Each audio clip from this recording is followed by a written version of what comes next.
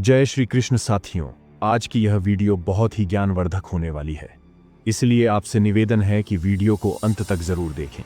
श्रीमद् भागवत गीता में 18 अध्याय और 700 श्लोक हैं।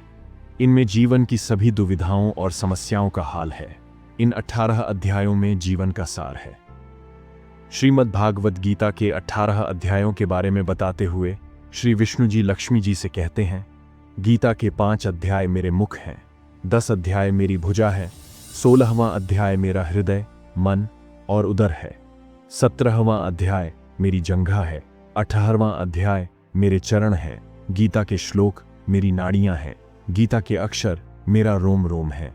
गीता के 18 अध्यायों में पहला अध्याय है अर्जुन विषाद योग।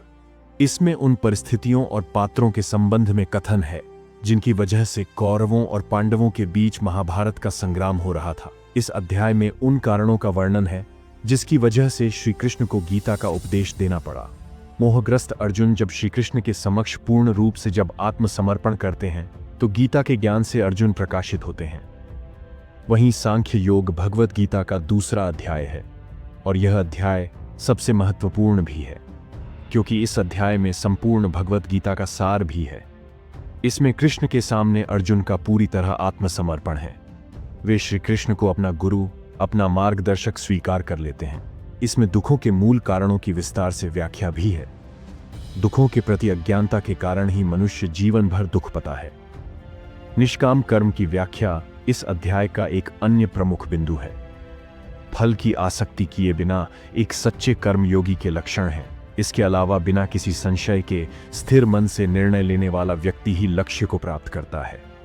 गीता के अन्य अध्याय हैं कर्म योग, ज्ञान कर्म संन्यास योग, कर्म संन्यास योग, ध्यान योग, ज्ञान विज्ञान योग, अक्षर ब्रह्म योग, राज विद्या राज योग, विभूति योग, विश्वरूप दर्शन योग, भक्ति योग, क्षेत्रज विभाग योग, गुणत्रय विभाग योग, दैवासुर संपद विभाग योग, पुरुषोत्तम योग, श्रद्धात्रय विभाग योग और मोक्ष संन्यास योग। आगे क्रमशः 18वें अध्याय में श्री कृष्ण जी अर्जुन को सन्यास और त्याग में अंतर बताते हुए कहते हैं कि सन्यासी आध्यात्मिक अनुशासन के लिए परिवार और समाज को त्याग देता है, जबकि त्यागी व्यक्ति परिवार और समाज में रहकर अपने द्वारा किए गए कर्मों के फल की चिंता किए बिना भगवान को समर्पित होकर निष्काम कर्म करता है। इसलिए त्याग सन्यास से श्रेष्ठ है। भगवत गीता का मूल भाव यही है कि व्यक्ति को संशय मुक्त होकर निष्काम भाव से कर्म करना चाहिए। यह मोहग्रस्त व्यक्ति का मोह दूर करती है, दुविधाग्रस्त मनुष्यों की दुविधा को दूर करती है, अकर्मण्य मनुष्यों को कर्म करने की प्रेरणा देती है। सिर्फ कर्म ही नहीं बल्कि निष्काम भाव से कर्म करने की प्रेरणा, जिसमें किसी भी प्रकार के फल के प्रति आसक्ति ना हो। गीता में श्री कृष्ण ने अर्जुन से कहा कि उसके हाथों में सिर्फ कर्म करना है, फल की इच्छा करना उसके अधिकार क्षेत्र में नहीं। मनुष्य जैसा कर्म करता है उसी के अनुरूप उसे फल की प्राप्ति भी होती है।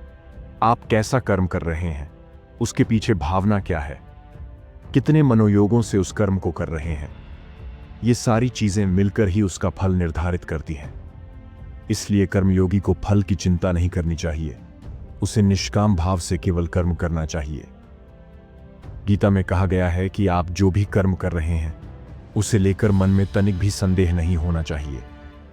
अगर आपके मन में उस कार्य के प्रति जरा सा भी संशय है तो आपको सफलता नहीं मिलेगी, क्योंकि सफलता की राह में सबसे बड़ा रोड़ा सशंकित मन होता है। इसलिए जीवन में सीधा और स्पष्ट नजरिया होना चाहिए। इस प्रकार यदि हम श्री कृष्ण के उपदेशों को अपने जीवन में आत्मसात कर कार्य करें तो जीवन की सारी समस्याओं का समाधान हो सकता है। प्रिय साथियों, अंत में आपसे निवेदन है कि इस वीडियो को ज्यादा से ज्यादा लोगों को शेयर करें और यदि आपने अभी तक चैनल को सब्सक्राइब नहीं किया है तो कृपया कर लें। हम निरंतर आपके लिए ऐसी वीडियोस लाते रहेंगे। जय श्री कृष्ण।